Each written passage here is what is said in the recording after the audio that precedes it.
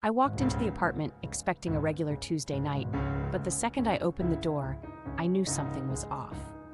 My boyfriend was pacing, red-faced, barely looking at me. I'd heard the rumors, whispers from friends, awkward silences at parties, but I finally asked him straight out if he was seeing someone else.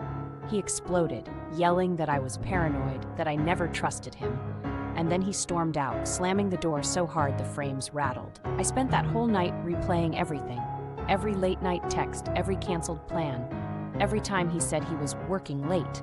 The anger slowly turned to confusion and then to a sinking feeling I couldn't shake. I barely slept. The next morning, I decided I needed answers, so I called around, desperate to find out who he was with. My stomach dropped when my best friend hesitated before speaking.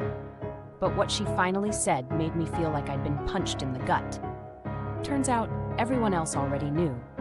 My boyfriend had been sneaking around with my estranged mother, the woman I'd barely spoken to in years, the one who left when I was a kid and only resurfaced at family events, always a little too charming, always a little too close to my life.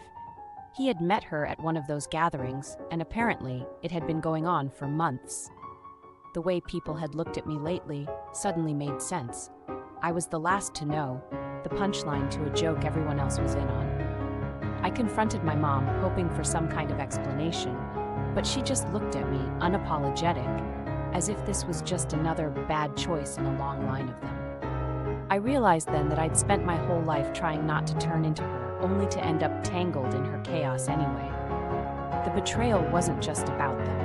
It was about finally seeing how deep the cracks in my family really ran, and realizing that trusting either of them had always been a gamble I was destined to lose.